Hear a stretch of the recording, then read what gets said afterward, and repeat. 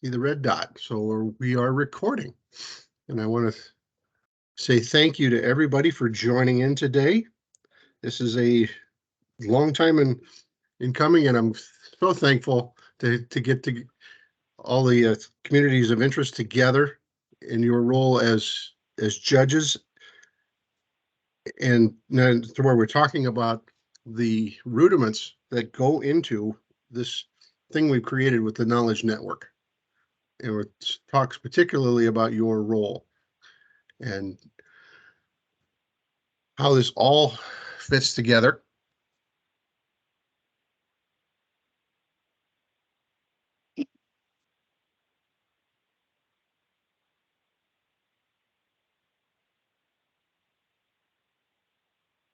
You're on mute. Can you hear me now? Yeah. Did you hear anything I said a moment ago? Nope. Yes. Okay. I heard part of it. Heard part of it until I suddenly hit mute. Okay.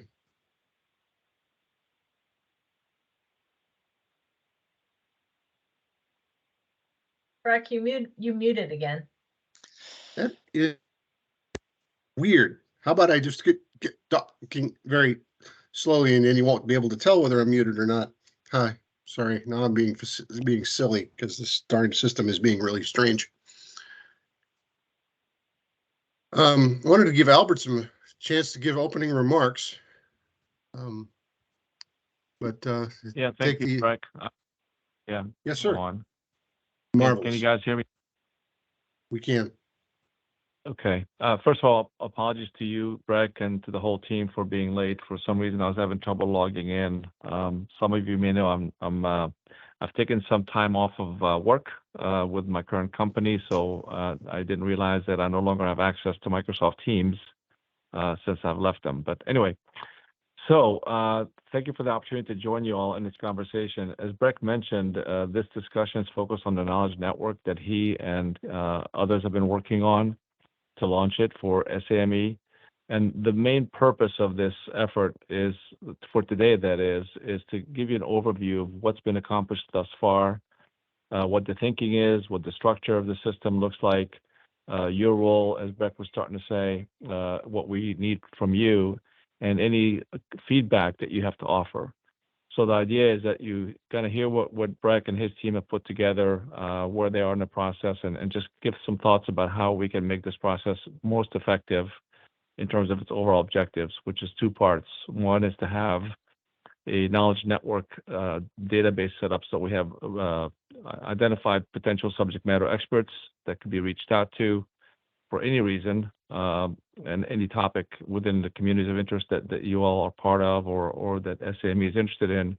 In addition to that, looking at potential speakers for events and so on and so forth. So Breck and his team will do a better job of explaining the details, but I just want to kind of lay this foundation to start with and to ask you to please think about questions, ideas that you have, and share those with us as we go through this process. And so with that, Breck, unless I missed something important that I need to mention, and you'll go over the schedule in terms of where we are with things and where we're going and timing, and so that'll be part of what you cover. So is there anything that I missed that I needed to touch on before you get into the details further? No, sir. I appreciate that because I mean we're gonna talk about everything you said there, because I mean as judges you hold the God key, if you will, in admitting applicants, the people that volunteer to become subject matter experts, and the 90% of the approved subject matter experts who then have ready content to become speakers. You're the ones you're the gatekeepers. So how we put this all together matters. And Albert's been part of this since the beginning. He was the seed of this idea came about through a resiliency COI meeting back in Phoenix, of all places. And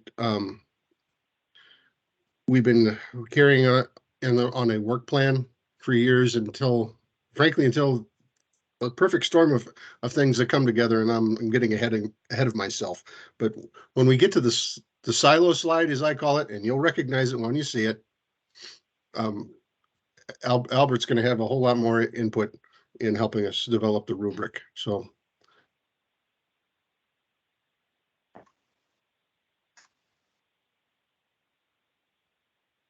Not muted and advance the slide somehow.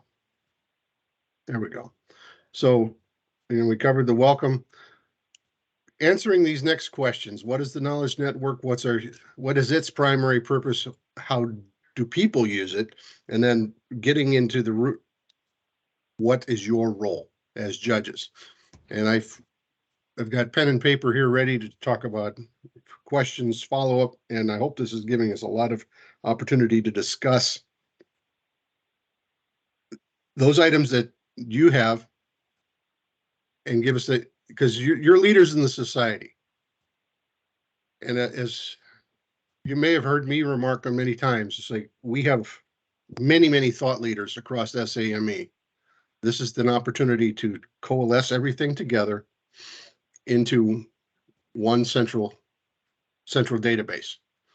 This curated pool of knowledge of subject matter experts, speakers, people who can now be engaged by the posts, engaged by this, by your COIs, engaged by the whole society, people who are coming together to help solve problems.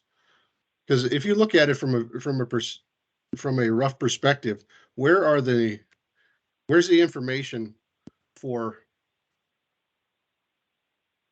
all the COIs?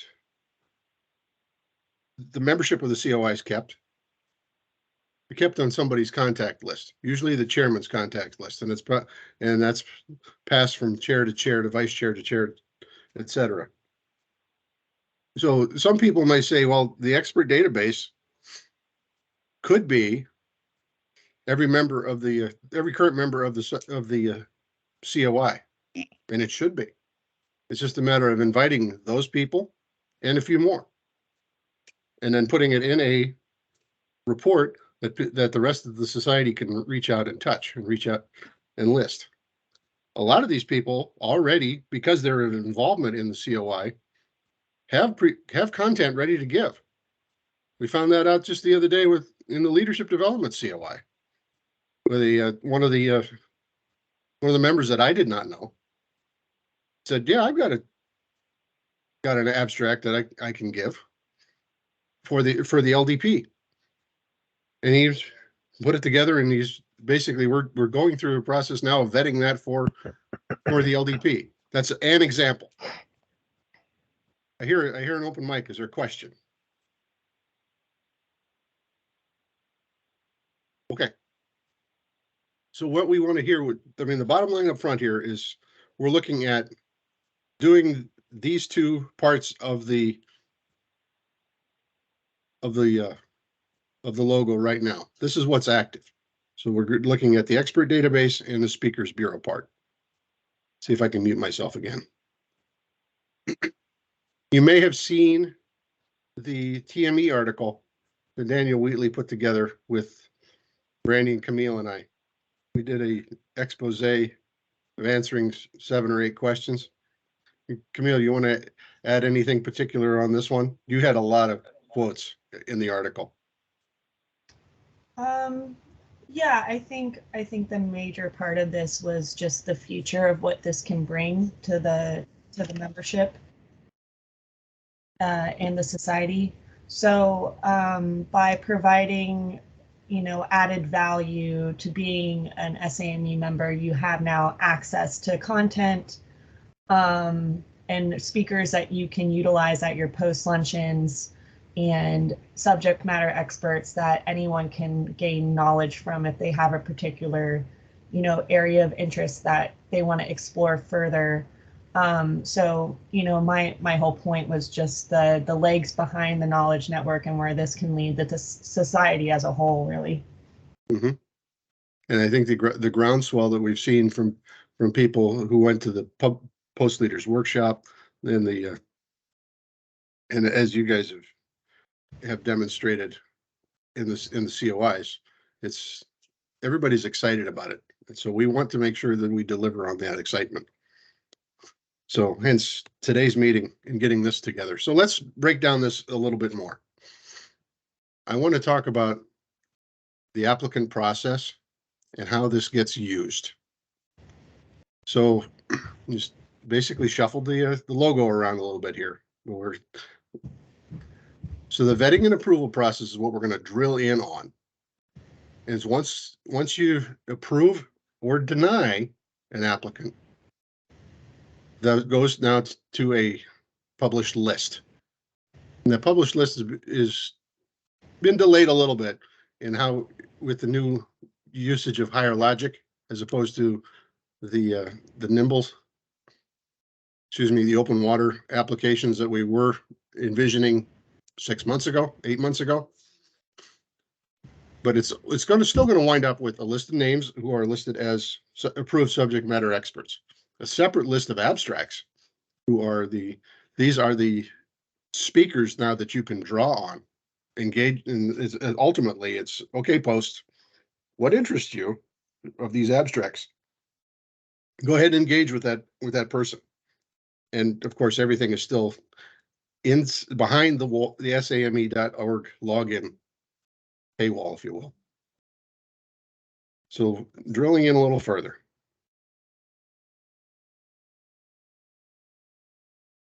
So again, this is basically describing what if you log in, if you go to the login page on the next sheet, you're going to have if you're not logged into SAME.org, it's going to make you do that. And once you then click on that next page, it's going to take you to an open water application. Not to belabor this point. Come on.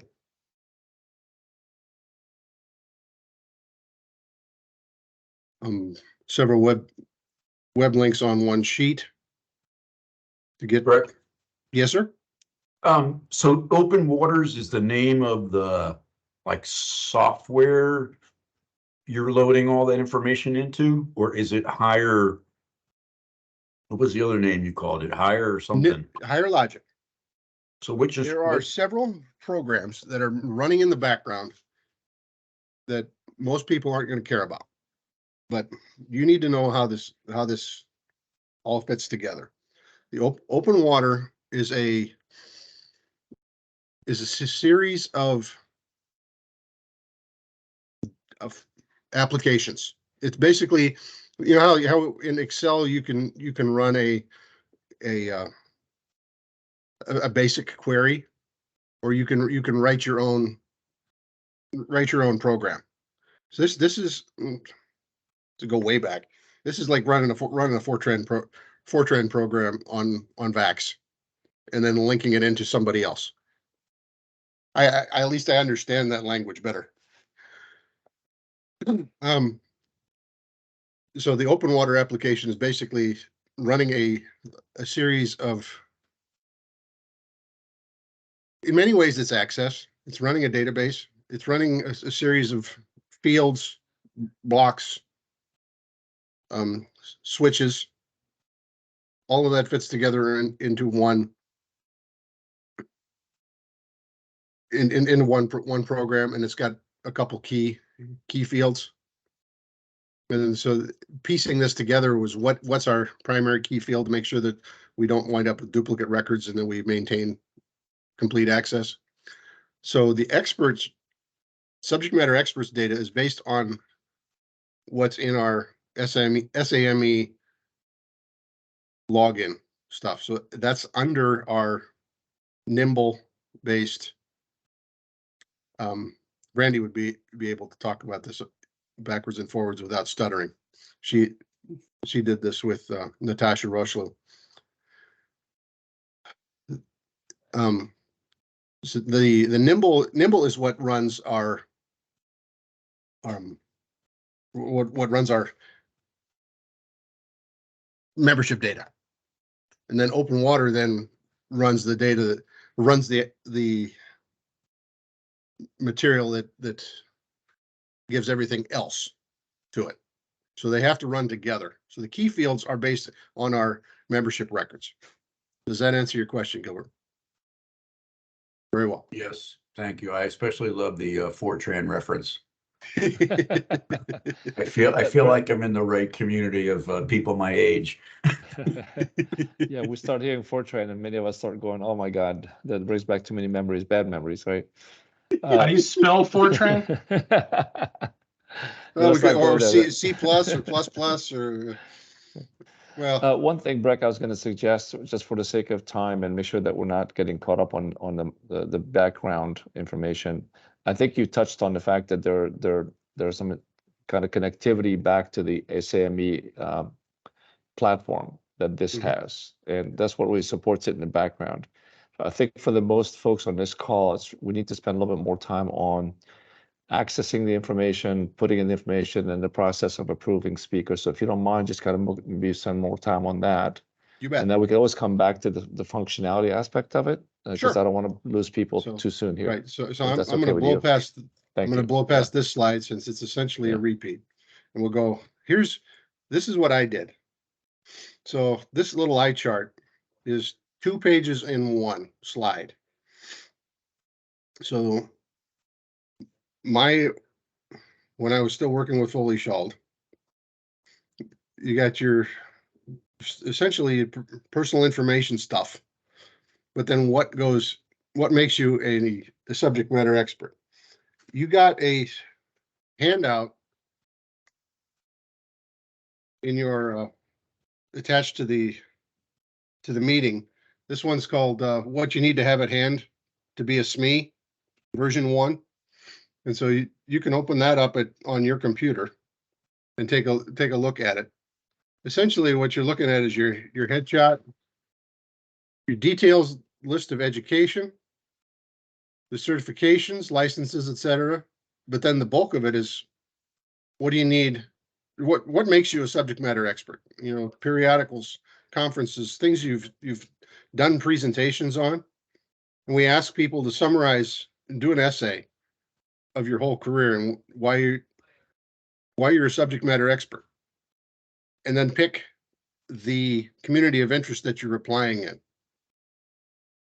It's important to note here, we set this up to where you pick one COI to apply in. If you want to be a subject matter expert recognized subject matter expert in 2 COIs, you can't just click 2 boxes. You have to apply twice. That's a key feature here. And we'll come back to that here in a little bit.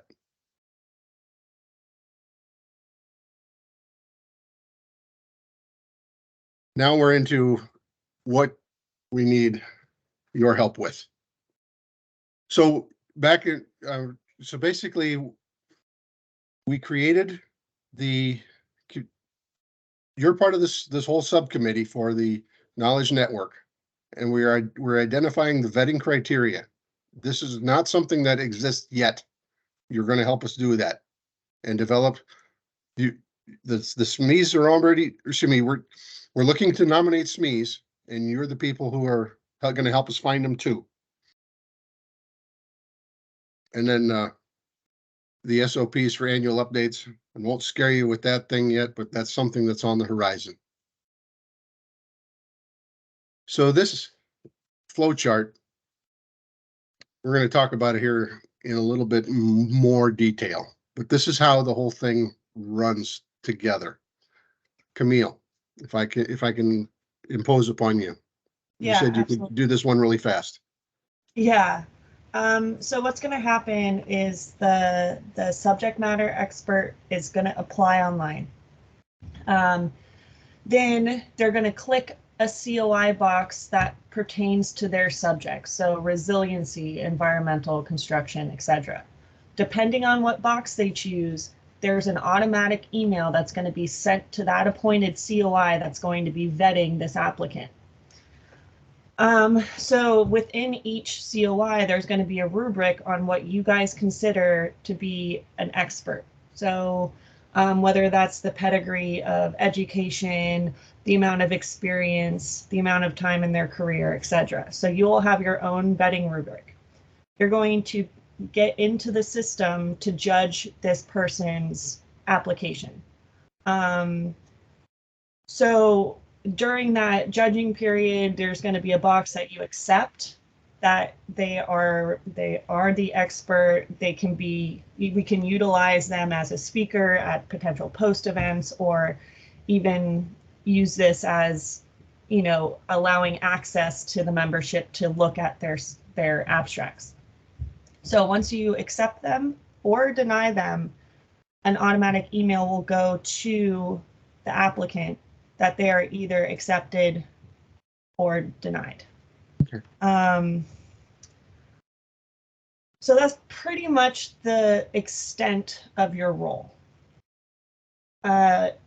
Is basically developing the vetting rubric, which you see fit for your particular COI, and having an, you know, going through it. And there's going to be a note box in there that will be completely internal for if other COIs maybe want to take a look at it. Like maybe if you deny someone, you want to kind of write the notes why. So when that email goes out to them, you can, you know, maybe say, hey, you know, develop more of a process with your slides or whatever it may be. This is what we're looking for in the COI, and that applicant can come back and maybe resubmit. So there will be little note boxes in there that you can communicate internally with your team. And I think one of the things that we had talked about too is, as a judge, the idea is call them up, talk to the person who's volunteering. And there's a field in the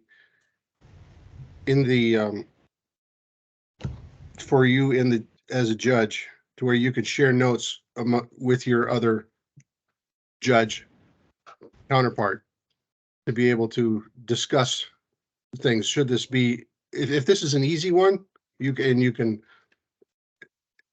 it's easy to approve, or then it should be just click it. If it's something that you need to discuss amongst each other, then that field is there to. Okay, we have a question. There you go. Yeah. Hunter has a question, Brett. Go ahead. Yeah, it's Virgil Campanaria. Good afternoon, everybody.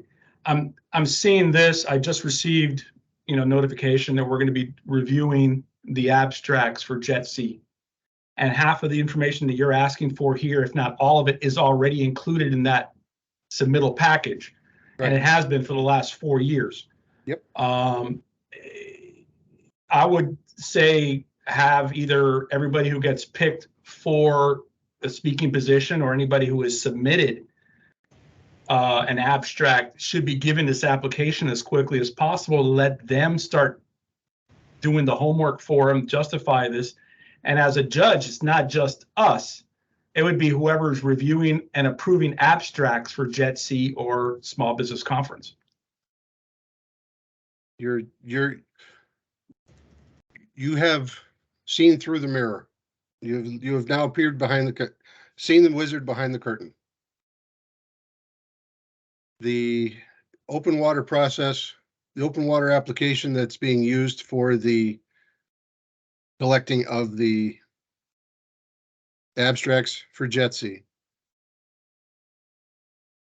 it was done in a very similar fashion to what we did here. And so we can realistically absorb all that data for everybody who applies. Correct. And that will save you the effort of having to redo it. Yes. Yeah. So we need to get them enrolled as subject matter experts so that we can then enroll them as in the Speakers Bureau. If I'm not mistaken, either today or Friday was the last day to submit. And I'm sure that National can go ahead and send that to them, or at least to those who submitted packages as a follow-up. Please fill in these information, let them do it all. It's going to alleviate a significant load off of the judges. So one other, it's also let's not conflate the processes. The people who are judging judging here are not necessarily the same people judging the abstracts for JETC 2024. Understood, but the issue comes down to is if the objective is to establish a library of SME experts, why could we not already do it? If they're presenting an abstract to present at JETSI, whether it's good, bad, indifferent, is another story. But they are already SMEs and willing to present at JETSI if they just get selected. So I think it's not conflating. It's basically you're leveraging what we already have. Yep, that is true. So excuse me, Brett. And If I Virgil, may jump in. Real, Yeah. hold Go ahead, on one Carl. second, this is Carl. Go ahead. Real Yeah, quick. go ahead. The point that somebody brought up in the chat is each candidate required to select speaker or expert? Some people may just want to be a speaker. And so again, with their abstract they're submitting, they're saying, I'm gonna be a speaker because I'm knowledgeable of this subject, not necessarily that I'm an expert on this subject. So I think that we need to allow people to be able to determine if they're calling themselves an expert. And then secondly, like I think Virgil's saying, sometimes we may recognize in what this person's presenting, this person's an expert, even though they're not calling themselves one. And let's go back out to them and say, hey, please look at being one of our experts. And I'm quiet with that and go to Albert. This is a, if you want to call it a bug, this might be, but the SME database underpins everything. So you have to be a SME and you have to be approved as a SME in order to submit your speaker's abstract. That's new. I think if I could jump in, Yes, sir. it's a combination of things. Virgil brings up a point that I think is important to keep in mind, which is what we're trying to do here overall, to be as efficient as possible so that the information that we already have does not have to get duplicated. And I think that's the point you're making, Virgil, is that if the processes could be aligned, it may not be this year, but certainly going forward, any conferences, any events like that, it might make sense to try to align those as much as we can. So there's that.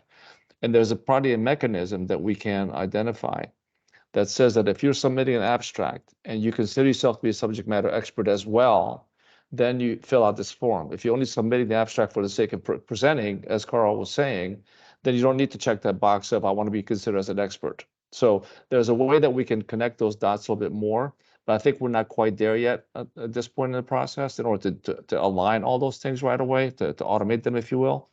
But I think that's something we need to make sure that we're considering as we continue to evolve this system and we continue to make it better. Right now, the biggest thing is to identify the folks that feel comfortable enough to be considered subject matter experts, however they do that, and get that information in the system as much as we can. So I think everybody's making great points. We just need to make sure we take those notes for future consideration, Breck, is to give the opportunity for someone to opt in or opt out of being considered a subject matter expert, in which case they could then fill out this form if they do. Does that make sense to everybody?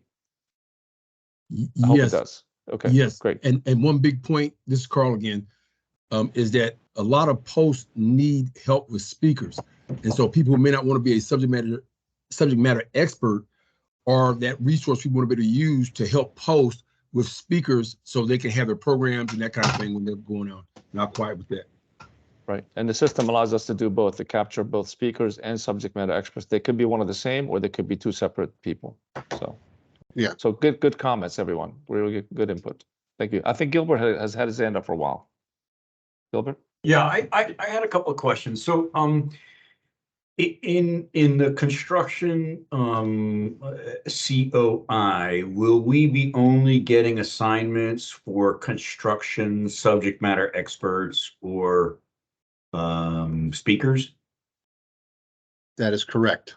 That's why we are maintaining the rigor of keeping everything separate. Okay, because when I went into this system while we were on the thing, and I have like a bunch of judging assignments, and I don't know what to do with them. And they're not in my area; they're in all sorts of other areas. So I should leave them alone, right? Okay. Allow me to look into that. Well, Hey, Brett, yeah, that may be a question I can show you what the screen looks like. This is what my screen comes up like. Yeah. Allow me to stop sharing. Do you mind making it a little bit bigger if that's possible? Yes. Virgil? Yes. Hold on.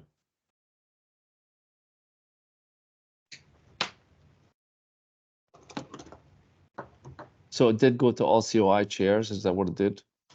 And then if I go into any one of these, like it gives me you know, the information on this person, and it lets me view their application and their information here.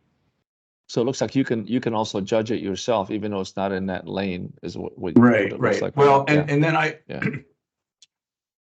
okay, so let me stop sharing that stuff. I'm curious if this is a push thing or a pull thing. I mean, I got from your email, this is a push thing. We're going to get a notice that says, hey, you've been asked to evaluate an application. Yeah. And then you go in and evaluate the application. That is, it's intended to be a push. Okay. So you should see these three. See, am I broadcasting yet? Or are you still? Not yet. Not yet. Yeah, you're good. Oh, no, I don't see your screen. One thing I like when you're trying to get it set up is consider the turnaround time for this thing. These people who are doing this reviewing are working people. We're already, most of us on this call, already too busy.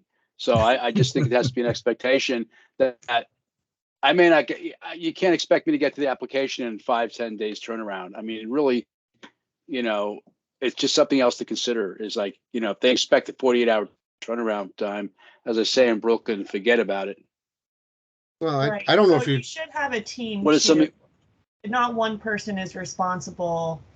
Yeah. If you delegate within your COI unit, Yeah. I've been doing that for 4 years, and quite frankly, getting a team together that can commit is also sometimes a long-term process too. I mean, it's just that everybody who wants to step up to the leadership and the engaged people in my COI are already tapped out and maxed out. But if As we Chris, continue We'll to do our best. Chris is I on, just- Chris is online too. I mean, but this is. Well, I hope you this know, takes off like knows? that. But I think in the meantime, Yeah, it's gonna evaluate how many applicants we even get. I don't Okay. think it's going to be like 50 in 1 month or anything like that. I think it's going to be a slow process as we start to fine tune. I hope so. You know, where we're seeing funnels of. However, if you get the applicants from JETC and SBC, and those people are automatically entered into the system, you could very easily get, I mean, last year we had 61 in the architecture COI alone, and we had another probably 30 that were scattered in other COIs that were more fitted to the other COIs in architecture. Right. Okay. So excuse me, Brett, it adds Philip up. has his hand up. I think Phil Deacon has his hand up. Yeah, just following this idea of getting the flow going, and you just mentioned SBC, and whoever did that, thank you. We have JETC, we have SBC, we have probably 20 or 30 industry days amongst the 100 posts, and then you've got 100 posts with anywhere from 8 to 12 meetings per post per year. So, and most posts will have the presentations along with the EDH certificates filed in their post websites. So in terms of catching the flow of the current content and providing, let's say, a universe of cool topics. For example, I'm in the Omaha Post. We'll have a topic that'll draw 100 people for a post luncheon. We'll have a topic that draws 30 people, and then there's some feedback, and it's usually very good, and it depends on the program chair, but there should be quite a nice flow of potential SMEs / speakers bureaus that we could be capturing right now that could go into some kind of a universe. So that was the thought. Okay. These are all great comments. my point. I think, Breck, Yeah, for the purpose of what we're trying to accomplish here, Rick, I apologize. Let me just kind of, I think we want to get your feedback and not try to solve the problem right now. We just want to get your feedback because I think I don't want us to lose time in conversation. So please tell us. So I think what I've heard, just to make sure that we captured it correctly, there's a concern that there may be too much to try to input here too soon. So we need to be flexible in terms of how we get this rolled out in terms of getting information in the system. I think Camille mentioned it, and and certainly Breck talked about this. We want to get as much good information as possible in the system. We're trying to put some kind of a deadline to get at least something started, but that's not going to be the end of it. This is a live system. It's going to continue to move forward and continue to grow in population, right? So I think all the points that were made is something we need to keep track of. So that's one feedback I heard. The other feedback I heard is that we have an opportunity here to capture a lot of information that was already in front of us. So how do we go about doing that without overwhelming everyone? So that's another comment that I think we've heard. The third comment I've heard us say is that we want to capture as much of that information from the existing databases that we have, meaning that those that registered for conferences to speak, as much as we can capture that information. So if there's another comment, please share it so we can capture it. And we're not going to solve all of them right now. Breck, I don't think we should try to get into solutions at this point. We just want to get everybody's feedback and go back and collect it. Camille, if you're okay with that, and come back with some very specific responses to each of the questions that people are raising. Is that okay? No, I appreciate you being the Yeah. being the moderator, sir. Yeah, You just are- so we don't get caught up in trying to solve every question or You comment want- that's being brought up. no, Thank this you. is- I wasn't asking for an answer. I'm just saying that I think we need some feedback or guidance on what the expected turnaround time is. So when applicants ask us that, or we don't hear from us, that's all I wanted to do. Okay. Okay. Great comment. Thank you, Rick. We'll That's capture that for okay. sure. Yeah. So let's go. Here's the silo slide that I was mentioning that you'd recognize. This is designed so every COI is supposed to be separate. So Gilbert, I'll look into that judging situation and why things are being minced, because the things that are coming as, if you're applying as a subject matter expert in construction, you're not necessarily going to be able to, if you're approved as a subject matter expert in resilience, you're not going to be able to present a speech in environmental without having, so the idea is that everybody gets to approve the speakers, the content that fits within your COI. There's no cross-pollination between COIs. That was one of the things that we heard when we were developing this, is that we had to maintain that the COI had control of what is being presented on their behalf. So with that in mind, we're trying to basically get to an approval rubric where Camille mentioned it before, that's how we bring it all together. Not everything is common to all the COIs. There are some special rules that you're going to have, and that's part of why we're meeting today. And then so we're doing part one, the subject matter expertise. This is where you're presenting your credentials, your past experiences. And it's supposed to be separate from then your abstract and title for how we do the speakers, because they're supposed, again, the intent with this was that to be a subject matter expert and then be a speaker as a subject matter expert, and not necessarily being able to opt in, opt out, but we will look at that. So you have two handouts as well.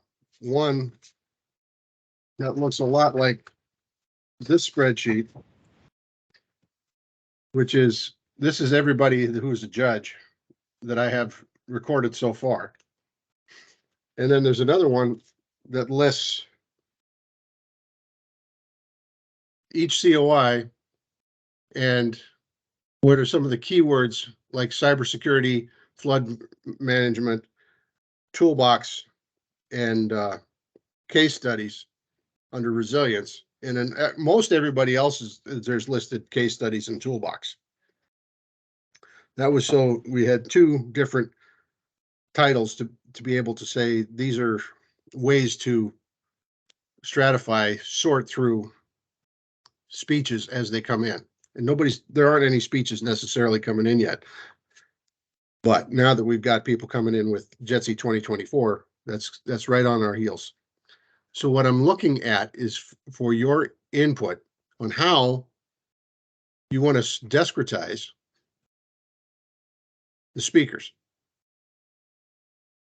So let's pick on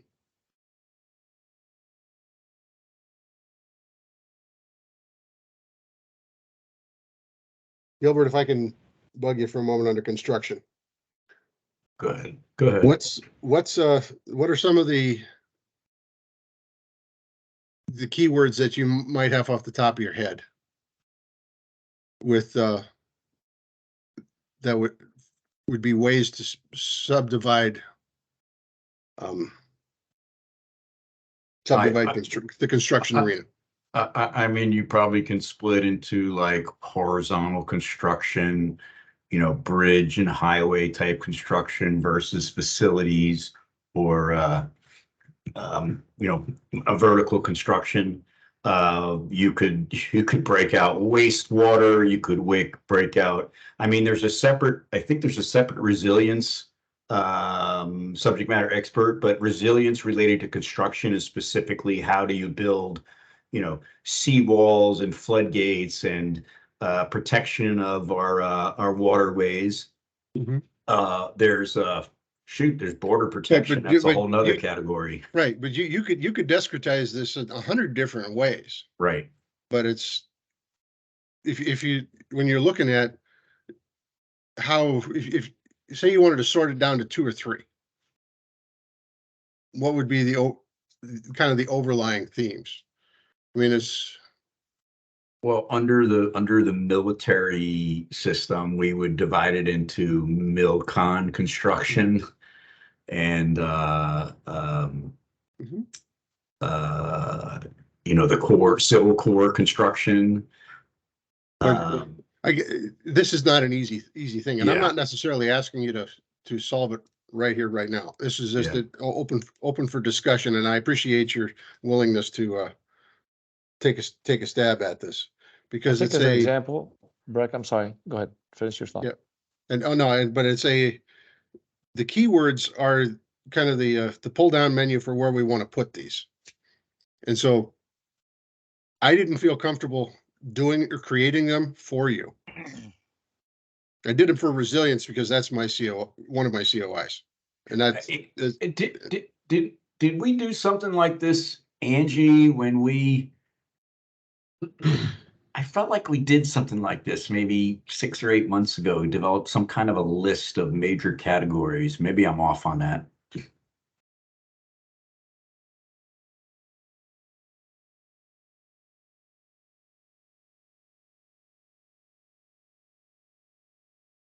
Gilbert, I don't know if Angie's on or whomever you were asking. I know she was before, but maybe she had to drop off. Okay. Yeah.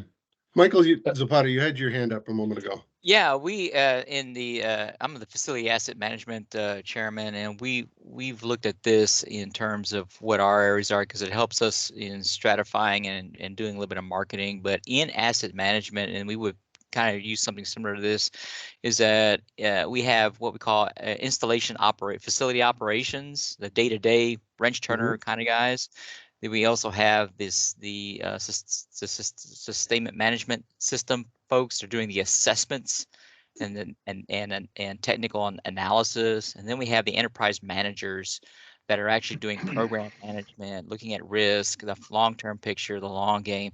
So kind of going in, those are kind of be our 3 areas that we would look at. Yeah, facility operations, SMS assessments, and then enterprise management would be the 3 that we would look at, and seeing varying of things. We think that those the speakers are probably stratify into one of those 3 areas in that aspect. So we would look at it in terms of content, and then also kind of pivoting to, I would pivot to the user perspective on that. What are the users looking for? What is your audience looking for? What expertise or insight are they looking for? Not necessarily the speaker has credentials, but then you're going to have to, the real marketing is going to be in the content and what the relevant topics are. And those are the things that are going to draw interest, keep interest, and get people to come over. Understood. I appreciate that. And then you've also got the toolkit and the case studies as kind of the all other catch bin as well. Right. Breck, if I may jump in, I think Michael captured it really well in terms of it's really comes down to Michael and others is what do you think the members of your COI or the posts, what topics are they most interested in? And are these speakers going to be able to touch on those topics or cover those topics of interest that are either current or upcoming? There could be things that are forward-looking as well. So the idea is that to focus on the topic areas, not necessarily the specific subject matter itself, but the topic that covers the areas that are in question. I think you have to look at the ultimate users of the system. It's going to be the posts, it's going to be the COIs, it's going to be others within SAME, and potentially longer term externally, but internally, those are the users that will be looking to use that system to find potential subject matter experts to speak at their events. So I think that's really a great point that you bring up, Michael. Is keep that in mind as you look at your Right. criteria, if you will. Right, So, and we also stratify that in 3 ways too. Is that we have the knowledge seekers, the ones that are new to asset management, the new to the program and everything, and they want to find out, where do I start, what do I learn, what do I need to do, what are the philosophies. Then we have the ones that have been doing it a while, that have complex challenges or problems or issues that they know about asset management. They've been doing it a while, but they're looking for a new spin on it. And then we also have the graybeards that have been doing it a while, and they're kind of the knowledge ones. Those are kind of our audience as we look into asset management in that. So we're trying to tailor our COI in that aspect. Knowledge network is actually one of our strategic plan operatives, imperatives to do that. We want to collect. We have a lot of presentations, articles, and things, and we want to put it all together. Putting on a SME and a speaker onto that, I think is a great third tier in that thought. So over. Oh, I appreciate that. Breck and Camille, what are some of the things? What's the next step with as each of the individuals on this call are hearing this and they're trying to come up with formulate their categories? What's the process that you would like for them to follow in terms of next steps? Do you mind touching on that yourself and Camille? The folks like Michael who may have a good idea what they want to start with, others that might be in that position. What are your recommendations at this point? From my perspective, we need to provide keywords. So I mean, if you've got as each COI, we need to get some keywords so that we can populate those and make the pull down menus in the system, in the open water system. So providing those in the next month or so would be marvelous. Sending them to you through email. Is that through email yeah, to you and to Camille? Emailing it to okay, all right. To me, Camille, Brandy, and Natasha Rochler. Okay. Natasha's going to be the person that does the excuse me for cutting you off. And Carl, sorry, Carl Locus. No, please send them just to you and to Camille and not Natasha. Yeah. Not Natasha. I'm sorry. And then let's work it from there. Send it to me. Okay, I got you. I'm also looking at in the next couple months, how do you recording what you see as far as what do you do for adjudicating subject matter experts and adjudicating speakers? Be rigorous in what you do and write down your notes. And we'll come back to asking you for those notes in a summary in a few months. But so record those now, provide the keywords now, record your notes now. And then if you've got people that you want to see brought in as subject matter experts and brought in as potential speakers, send me those names and I will get them an invitation.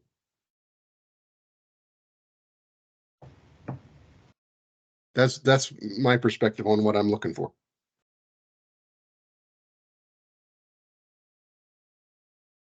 Camille, anything to add from your perspective? I mean, that's really the start of everything until we have this sort of in place. You know, we can't move forward with the judging, so. Okay. Carl, your thoughts? For me, I'm looking at the timeline to work backwards from JETC, like you and I talked about yesterday. Yes, sir. So in the chat, I'm trying to capture just a little bit of what y'all discussed just now, And those are just two of the things that will go in that timeline. So ultimately, to me, the question in my mind is, how do we want this to be ready for JETC? I know we all want to move forward, but do we have enough support undergirded in it? So at the same time, we got to be looking for who's going to step up beyond just the initial judging, going to Rick's question, because who has that level of commitment that they can put in to support you, support Camille, support Brandy, and the process. So we move from a great idea to a program that's sustainable. That's Yeah, that's bigger than just us. Right. Yeah, this does involve a lot of commitment from national and the heads of the COI. So I understand how this can seem a little daunting, you know, in the long run over just the sheer amount of applicants. I hope with the events with JETC and SBC and that we can maybe the people that have already been, you know, established as SMEs and speakers, maybe we just send like we can take care of that so the COIs don't have to re-vet people. And that's a system we can put into place where hopefully it can be like just put the there's a way to copy the application in with the approval of the SME, the expert, that we can have their information in our knowledge network database. So if we take that aside and reserve the COIs to only vet new, you know, experts and speakers that maybe haven't presented at these events, at the national events, that will save some, you know, legwork on their end. Virgil, you had your hand up again. Well, I have to sign off. I've got a hard stop, but in short, I'm already been tapped out to review the 60 some odd abstracts. And to me, if the objective is to get this list, I would add all 60 of these abstract speakers automatically, end of statement. You have 60 that are done, and you can do that from last year's abstract as well. And don't even bother to even go through the judging process. They've already done that. Right. That gets you 120 minimum. That's just in the architecture COI. If you factor in the rest, you're looking at over 600. So that's just my 2 cents. And unfortunately, if anybody wants to discuss this further, reach out to me. No, I appreciate that, Virgil. It's but speaking on behalf of the architecture COI, that's something that I didn't have until now. Yeah.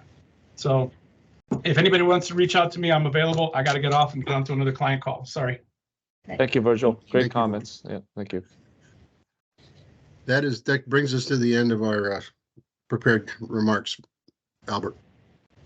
Yeah, so with that, and this has been great discussion and great feedback. I think the key point here is that this is a work in progress. Breck and Camille have done a lot of work already, and others. And I think it's important that we keep in mind that we're trying to get this off the ground. And so there's going to be some things that need to get improved upon, no question about it. It's a little clunky at this point, and I think that's expected. Anytime you're launching something of this magnitude at this level, it's going to have some clunkiness to it. But I think everybody's said the right thing about the fact that we have enough information that we can populate this and get it started.